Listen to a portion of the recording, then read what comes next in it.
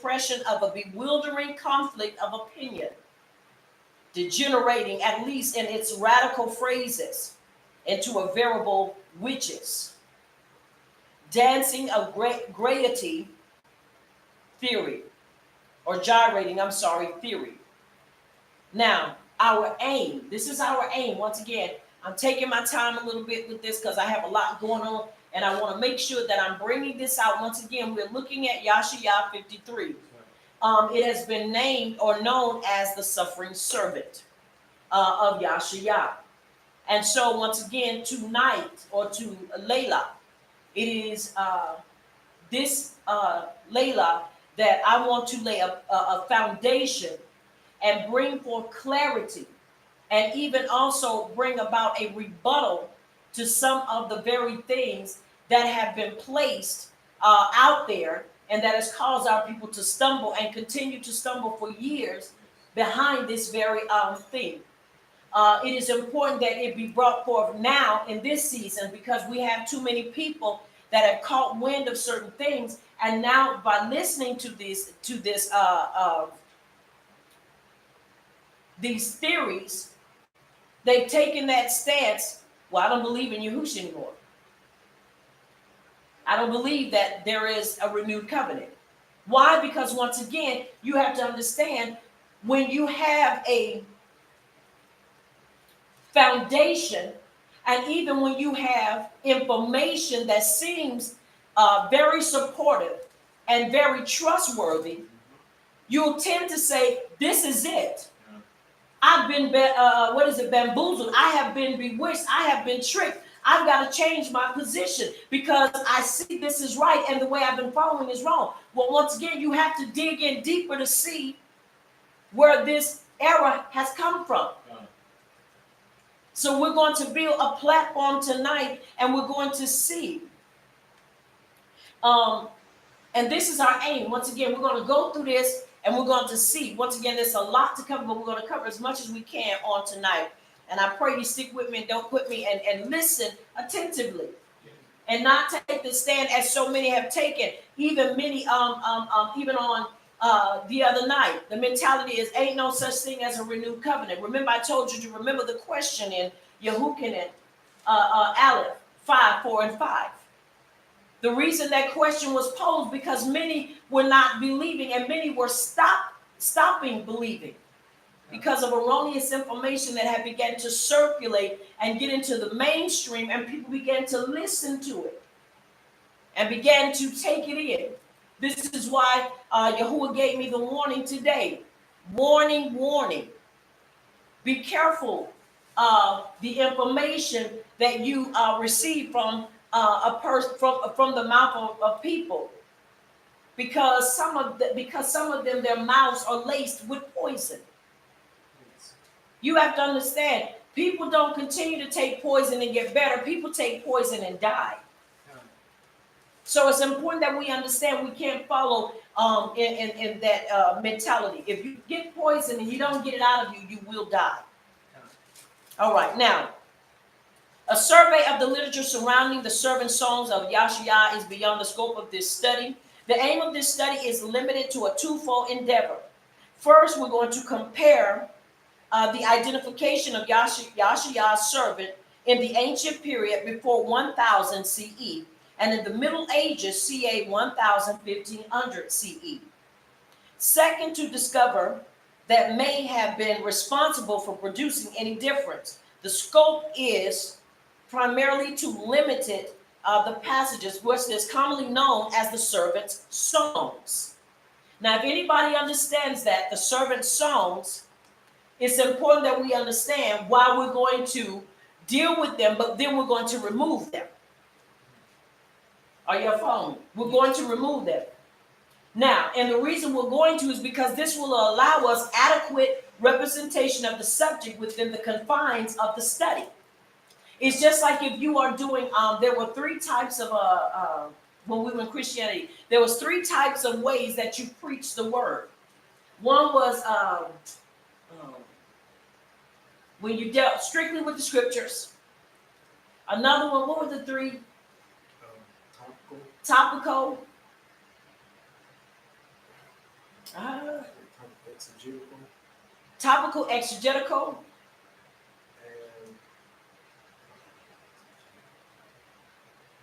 And it'll come to me because I'm trying to remember, because it's 3 ways. And the reason why I'm saying this is because whenever you are doing an in-depth research about a certain topic, you have to stick with what is going to support your references and what you are studying. I heard an ox say a while back, said that many times people take scripture just because it may sound right, and it may even make a reference to what is being talked about to use it to support their theory, when in actuality, this scripture has nothing to do with what is being talked about. Now, this is why we're going to look at these real quick, and we're going to move on. Now, 3 basic steps we're going to follow. We're going to establish the background by surveying the passages involved in analyzing the theories concerning the identity of the servant.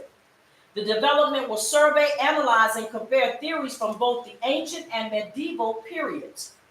We will attempt, once again, to explain explanation concerning the cause and reasons for any differences discovered between the 2 eras. In other words, once again, we're going to look at the ancient and the medieval periods. What happened? Why is it that people began to reject that Yashi'Yah 53 was talking about the Mashiach? We're going to find that out. Now, the survey of the text, the identity of the nature, or even the extent of the passages known as the servant's songs and Yashi'Yah. And Dummett in 1892 was the first to identify the passages by the exclusive title servant songs. However, some would question whether either term, servant or song, applies to all 4 of these passages, or necessarily only to these 4 passages. Now, we have to look at the restrictions of the identification servant songs to these passages. Now, we're going to go to these. There are 4 passages traditionally identified as servant songs. Let's go to Yashi'Yah 42, 1 and 1 through 9. And the reason we're going to go here is because this is one of the reasons and one of the foundational reasons many of people disclaim and try to debunk Yashi'Yah 53 as talking about the Mashiach, the servant songs. Why? Because they say they are irrelevant to chapter 53. Why? Because they use that as a case to build against it, speaking about the Mashiach. So we're going to look at those now. Let's go to those and let's look at them. And we're going to look at verses 1 through 9. Once again, we are looking at 2 eras, ancient and medieval periods. And these are dealing with, once again, the interpretation and the understanding of Yashi'Yah 53. Many have called it the suffering servant. This is why you have the songs called the suffering servant songs, which we will look at in Yashi'Yah 42, 1 through 9. Once again, this is the reason why so many people, with this, it's so much more that we're going to add to it, but we're going to focus on this Layla. 42, 1 through 9.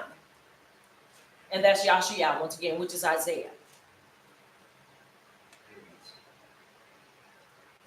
See my servant, whom I uphold, my chosen one, my being has delighted in. I have put my ruach upon him. He brings forth right ruling to the nations. He does not cry out, nor lifts up his voice, nor causes his voice to be heard in the street. A crushed reed he does not break, and smoking flax he does not quench. He brings forth right ruling in accordance with truth. He does not become weak or crushed until he has established right ruling in the earth. And the coastlands wait for his Torah. Thus said the power Yahuwah, who created the Shemayim and stretched them out, who spread forth the arrest and that which comes from it, who gives breath to the people on it, and spirit and ruach to those who walk on it. I, Yahuwah, have called you in righteousness, and I take hold of your hand, and guard you, and give you for a covenant to a people, for a light to the Gentiles, to open blind eyes, to bring out prisoners from the prison, those who sit in darkness from the prison house. I am Yahuwah, that is my name, and my esteem I do not give to another, nor my praise to idols. Mm-hmm. See, the former predictions have come, and new ones I am declaring. Before they spring forth, I'll let you hear them. And it is so. And it is so. Now, once again, look at what it is saying in verse 8. This is another thing that catches our people up. I do not give to another, nor my praise to idols.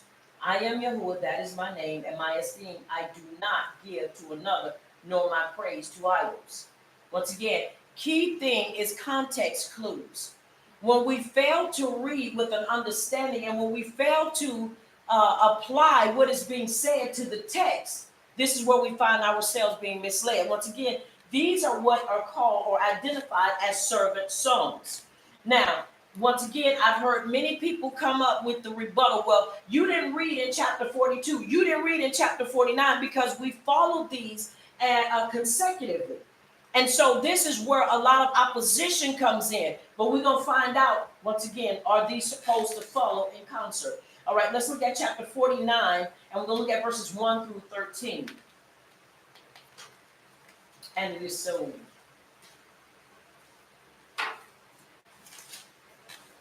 And it reads, listen to me, O coastlands, and hear you people from afar. Yahuwah has called me from the womb. From my mother's belly he has caused my name to be remembered. He has made my mouth like a sharp sword. In the shadow of his hand he hid me, and made me a polished shaft. In his quiver he hid me. And he said to me, you are my servant, O Yashi'Yah. Now once again, listen that he's saying, in whom I am adorned. And I said, I have labored in vain. I have spent my strength for emptiness and in vain, but my right ruling is with Yahuwah, and my work with power. And now said Yahuwah, who formed me from the womb, to be his servant, to bring Yaakov back to him. Though Yashi'Yah is not gathered to him, yet I am esteemed in the eyes of Yahuwah, and my power has been my strength.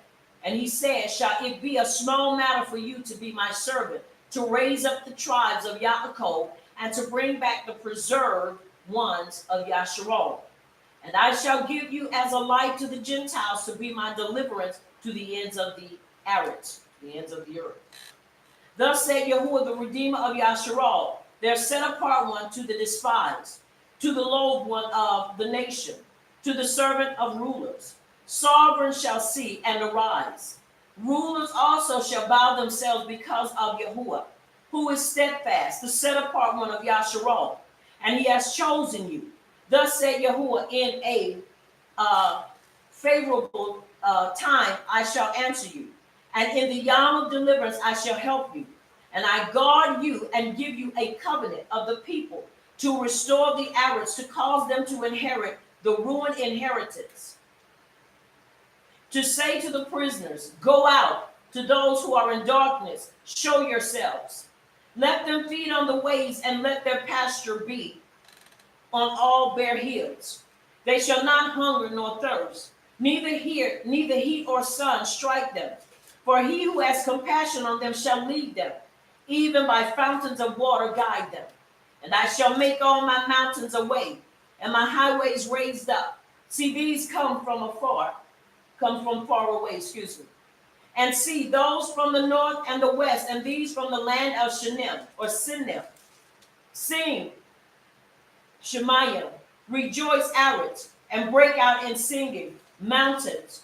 For Yahuwah shall comfort his people and have compassion on his afflicted ones. And it is so. Now, let's read chapter 50, verse 4 through 11. Once again, as we hear, we see the word servant. We see these are what you call servant songs. These are these songs. And so it's important that as we read, we open up our hearts. Remember, Yahuwah is sovereign. He is sovereign. So it is very important that we understand. You cannot come in and change him. Whatever he desires to do, he's going to do it. But we must maintain our focal point or our focus on what is at hand here. And what is at hand and what is at stake is our people being lulled to sleep and pulled out of truth and pulled out of believing in Yahushua because of right information wrongly interpreted. This is what has been happening. And so it is important that if we're going to stand, that we understand why these things have come into place. All right, let's read 54 through 11. And it is so. Yashi'Yah chapter 50, verses 4 through 11. Coming from the NIV. The sovereign Savior has given me an instructed tongue, to know the Torah that sustains the weary. He wakens me yam by yam, wakens my ear to listen as one being taught. The sovereign Savior has opened my ears, and I have not been rebellious. I have not drawn back. I offer my back to those who beat me, my cheeks to those who pulled out my beard. I did not hide my face from mocking and spitting. Because the sovereign Savior helps me, I will not be disgraced. Therefore have I set my face like flint, and I know I will not be put to shame. He who vindicates me is near. Who then bring charges against me? Let us face each other. Who is my accuser? Let him confront me. It is the sovereign power who helps me. Who is he that will condemn me? They will wear out like a garment, the monks will eat them up. Who among you fears Yahuwah and obeys Yahuwah, his servant? Let him who walks in the dark, who has no light, trust in the name of Yahuwah, and rely on his power. But now, all you who light fires and provide yourselves with flaming torches, go. Walk in the light of your fires, and of the torches you have set ablaze. This is what you shall receive from my hand. You will lie down in torment. And it is so. And it is so. All right, now let's go to chapter 52, and we're going to start at verse 13, and we're going to read, we read chapter 53 to 12. So we're going to read chapter 52, and we're going to read 52 to verse 13. And then we're going to go ahead on here. 52 to chapter 52, verse 13, and then we'll go to chapter 53, and we're going to read it once again all the way to verse 12. And it is so. Once again, and very important that we look at the servant songs. And once again, the reason why is because we are building a foundation to remove many of things that were put in there to disclaim and bring about or try to bring about a debunking of this chapter that refers to the Mashiach. But we want to substantiate through the writings and through literature and through years of different scholars and teachers showing what has been put in place to show us why, once again, this came about and why in this time we're in. We need to make sure that we don't follow in that same mindset that would cause us to be leave away from truth. And it is so. All right, come on, chapter 52, verses 13, and go into chapter 53 and read 1 through 6 again. Behold, my servant shall deal prudently. He shall be exalted and extolled and be very high. 53 and 1. Who has believed our report, and to whom is the arm of Yahuwah revealed? For he shall grow up before him as a tender plant, and as a root out of a dry ground. He has no majestic form, and when we shall see him, there is no stately glory that we should desire the same. He is despised and rejected of men, a man of sorrows and acquainted with grief. And we hid, as it were, our faces from him. He was despised, and we esteemed him not. Surely he has borne our grief and carried our sorrows, yet we did esteem him stricken, smitten of power, and afflicted. And it is so. And it is so. All right, you stopped at verse 6. I'm sorry, that's 4. Okay, verse 5. But he was wounded for our transgression, he was bruised for our iniquities, the chastisement of our shalom was upon him, and with his stripes we are healed. All we like sheep have gone astray. We have turned everyone to his own way, and Yahuwah has laid on him the iniquity of us all. All right, and it is so. Now let's read verse 7 all the way to verse 12.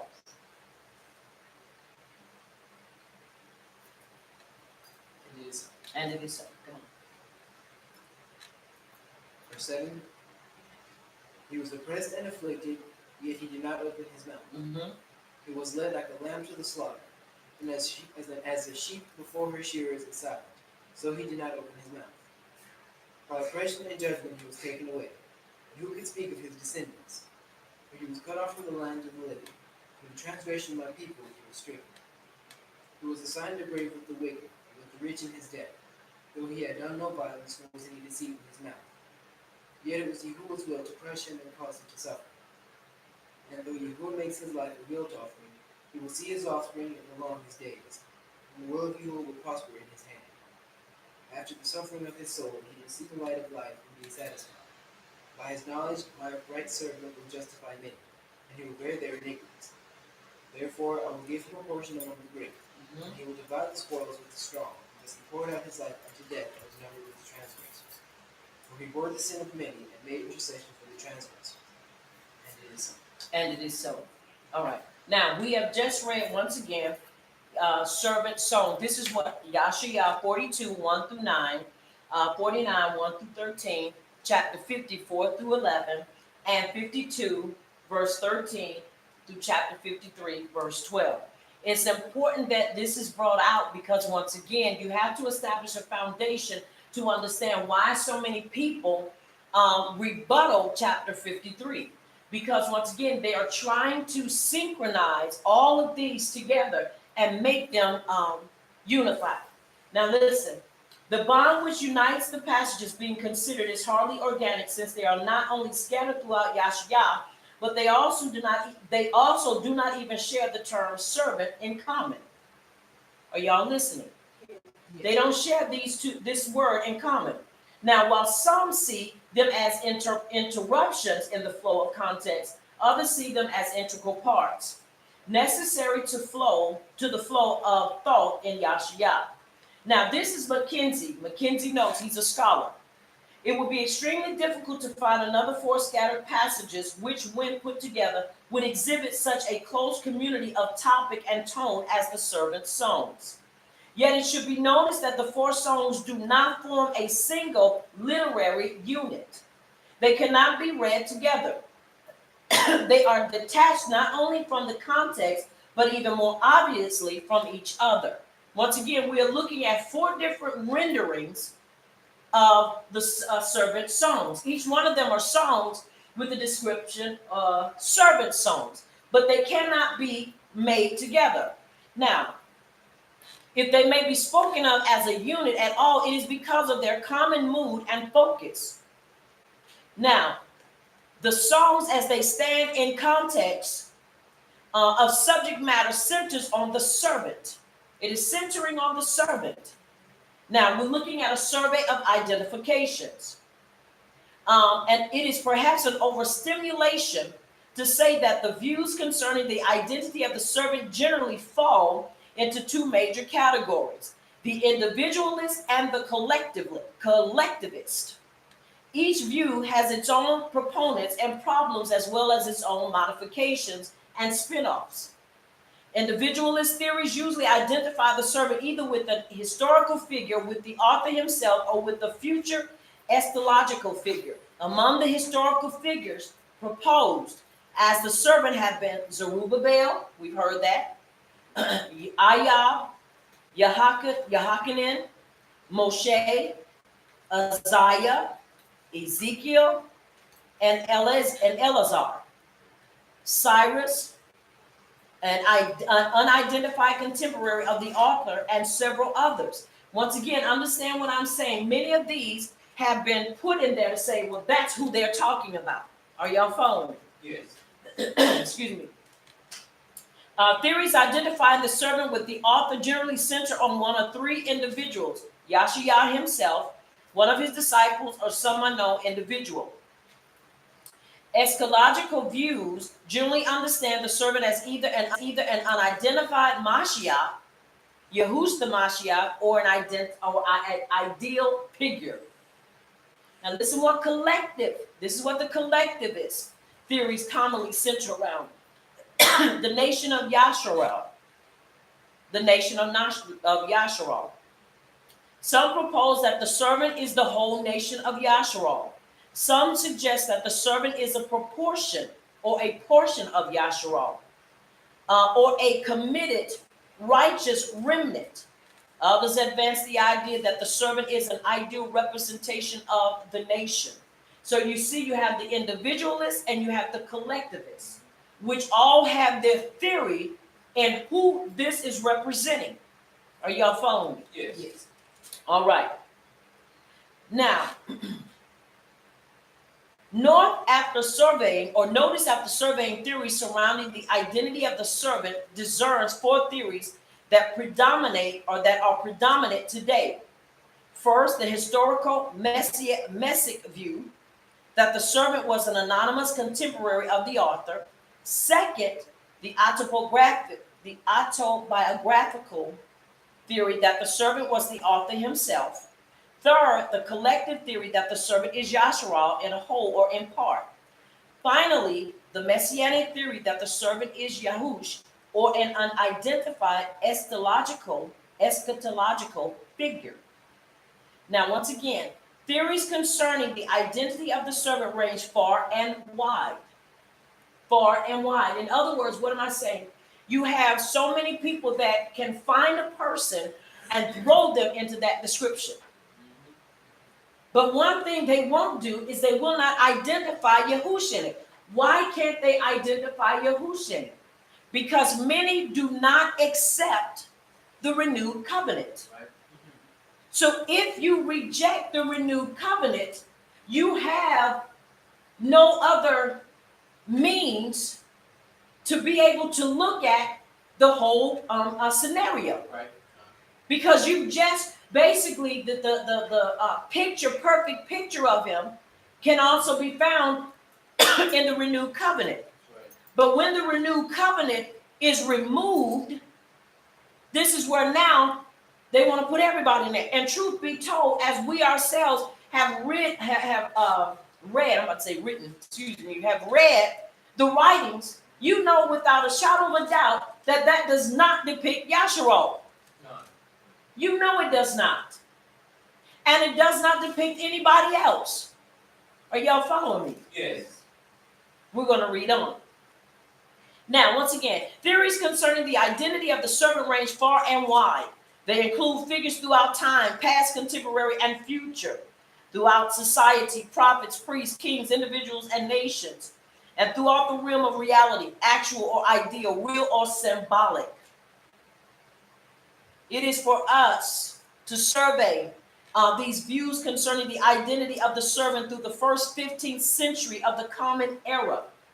Somebody say Common Era. Common era. Compare them and examine the reasons for any differences that they might exhibit. This is why it is important that in our time of research, as I said it before, you cannot be biased when you are researching and you are trying to come to truth.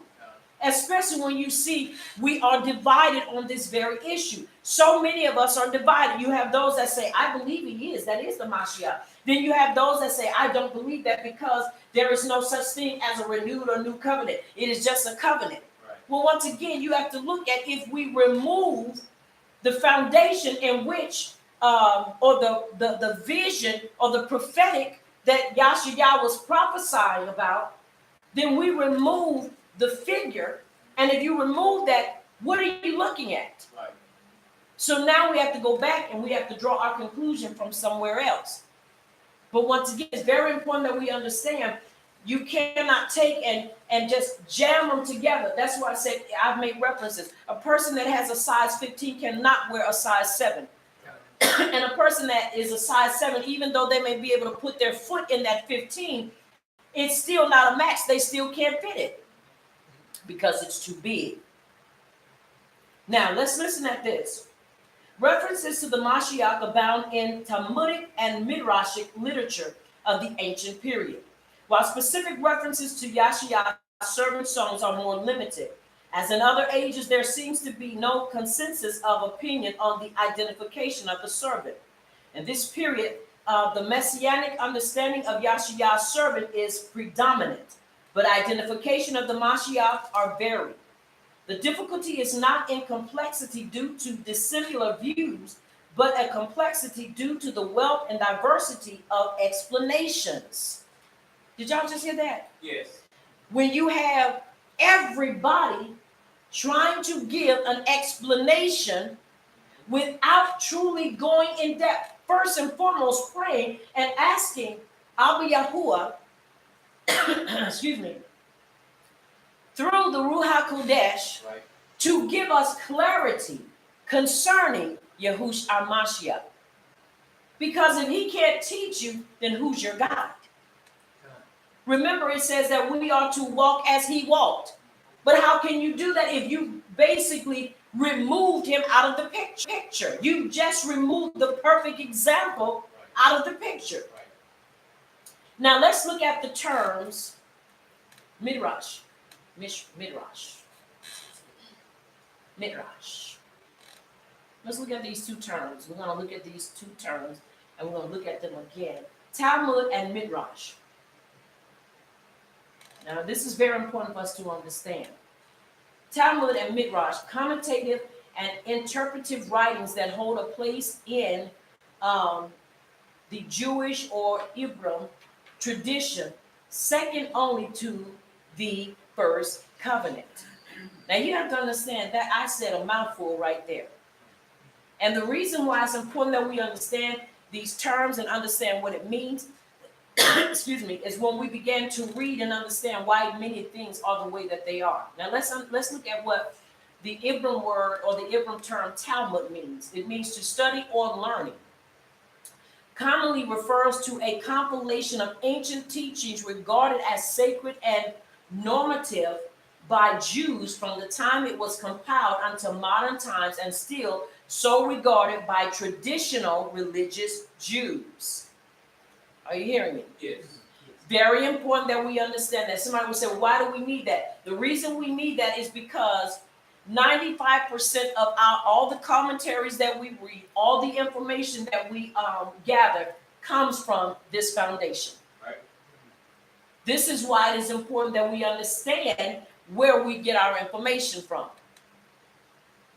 Now, I am not suggesting because the Talmud is not right. So please understand. Once again, if we're going to bring a intelligent rebuttal or debunking, it is important that we see both views in order to understand the error and understand the truth.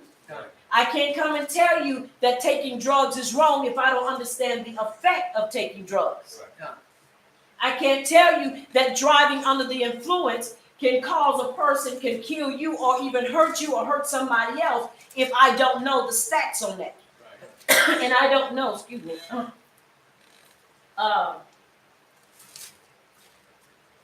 The truth behind it. Are you following me? Yes.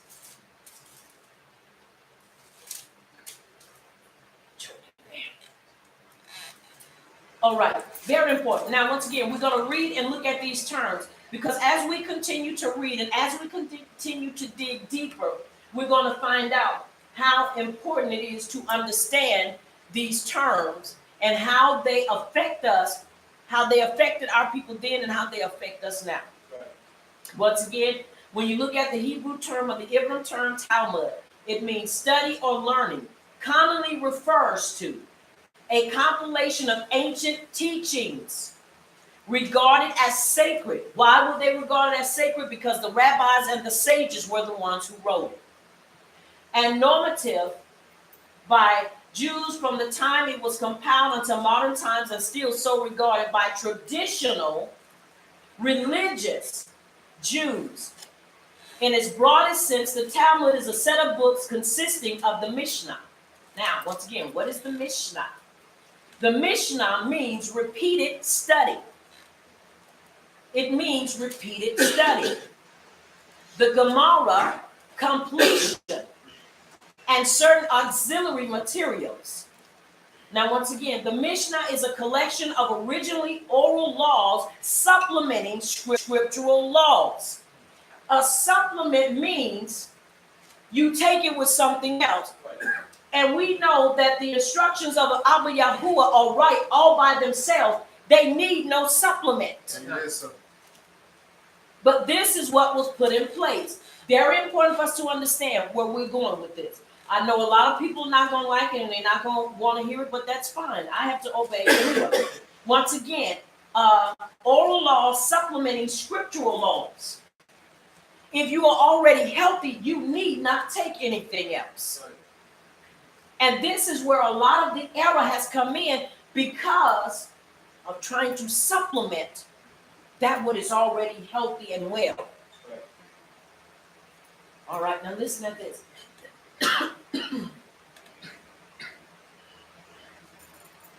The Gemara, completion, the certain auxiliary materials. The Mishnah is a collection of originally oral laws, once again supplementing scriptural laws. The Gemara is a collection of commentaries on and elaborations of the Mishnah, which in the Talmud is reproduced in juxtaposition to the Gemara for present-day scholarship. However, Talmud in the precise sense refers only to the materials customarily called Gemara, an Aramaic term prevalent in medieval rabbinic literature. Remember that, medieval. We are doing a comparison of the ancient times and the medieval times. Medieval rabbinic literature that was used, yeah, excuse me. Something is choking me.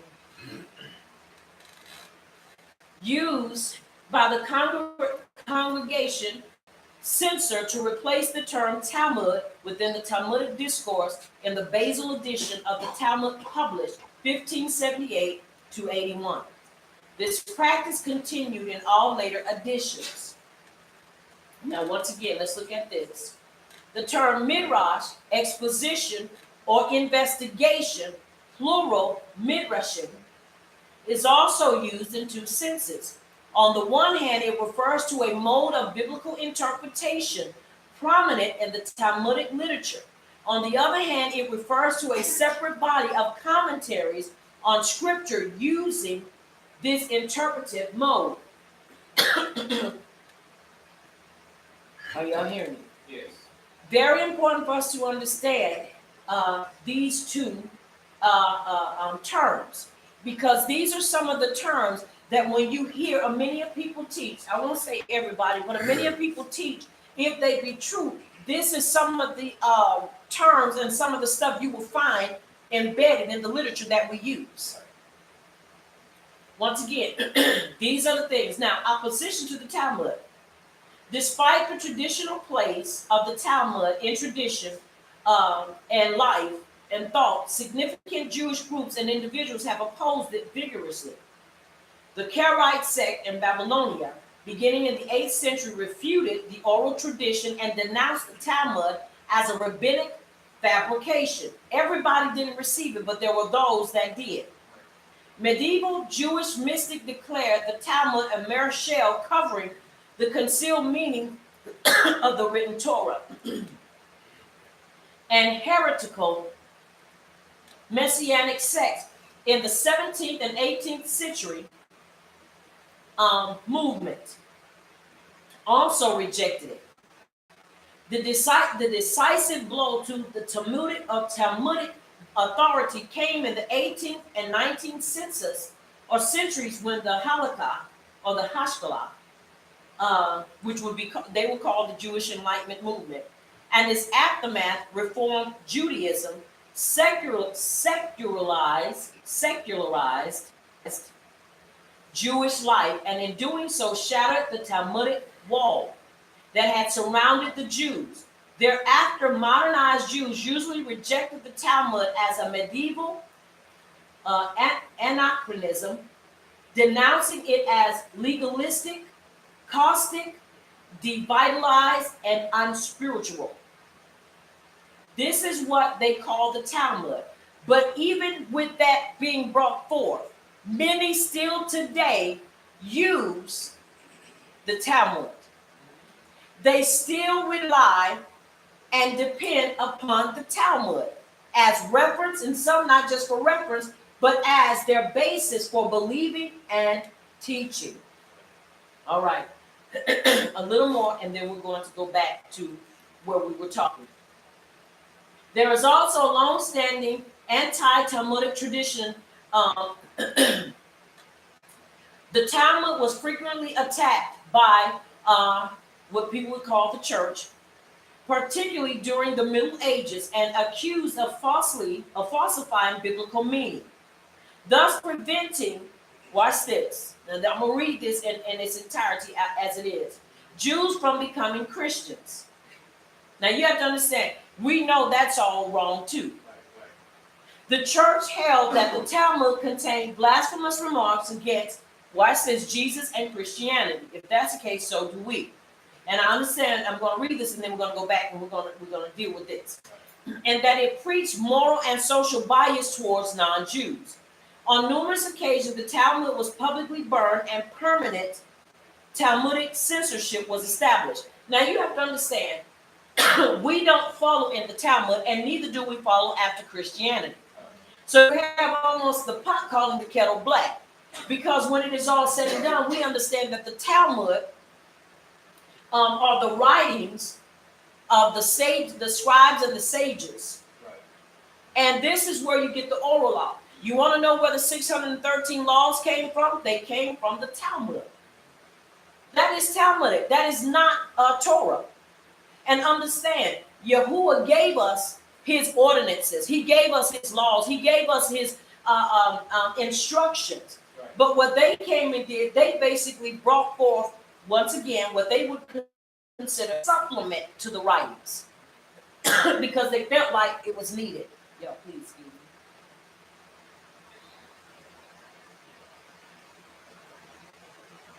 All right. Are you understanding me? Am I making sense? Yes. All right. I'm not boring anybody, am I? No. All right. I want to make sure we understand. This is important for us as a people because our people have been walking in darkness for too long. Our people have been subject unto this way, into this teaching too long. We have come and many have fought that fight to come out of Christianity and start walking in truth just to be swiped or blindsided by this teaching that says this does not refer to Yahushua. And now you have many that don't believe him at all.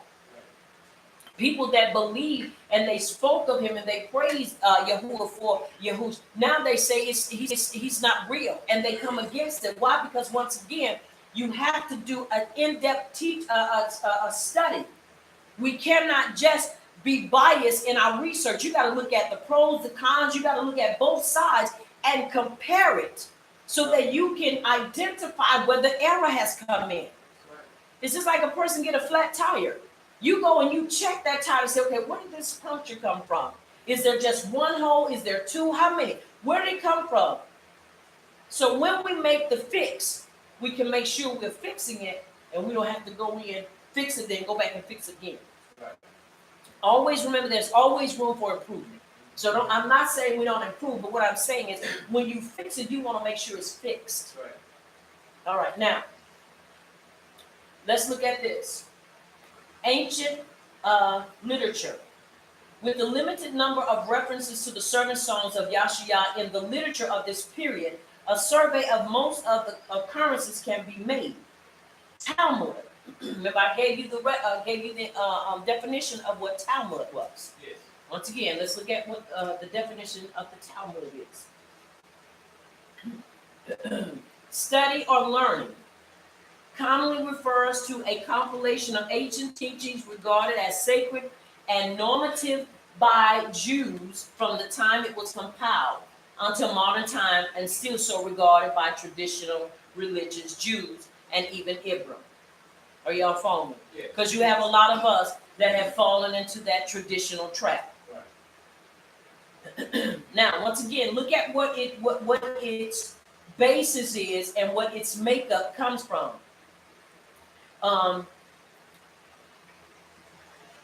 In its broadest sense, the Talmud is a set of books consisting of the Mishnah, repeated study. Mishnah means repeated study, and then you have to understand where the Mishnah came from. The Gemara, completion, and certain auxiliary materials. The Mishnah is a collection of originally oral laws supplementing scriptural laws. So whenever you hear people talk about the Talmud, or even if they don't make reference to the Talmud, listen to their speech. Listen to how they convey or bring things out.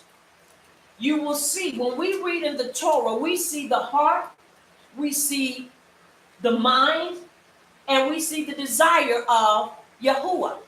When you look in the Talmud, you see the mind and the heart of the rabbis and the sages.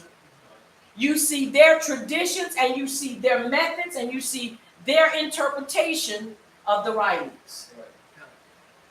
Now, Talmud. Although Yashi'Yah passages are cited several times in the Talmud, they are cited in the Talmud. Only one reference occurs in a context dealing with the identification of the servant. In Sanhedrin 98-99, a reference is made to Yashi'Yah 53:4. Several observations concerning the Mashiach are made in the context surrounding this reference. The Mashiach is identified as being of royal descent, the son of Dawood. He is an eschatological figure who shall come in the last jubilee of the world, or Yerubbabel, following the war of Gog and Magog. Mashiach will come out of Zion as the hope and the redeemer of Yasharal, to renew his world.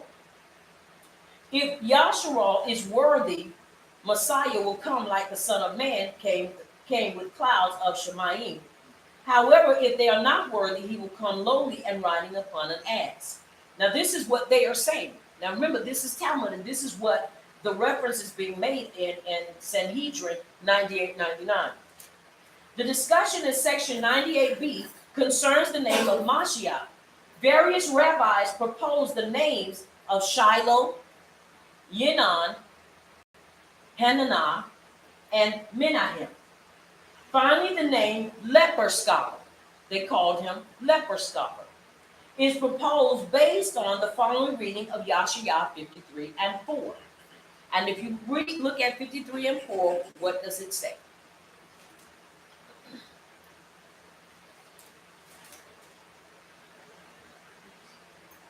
What does it say?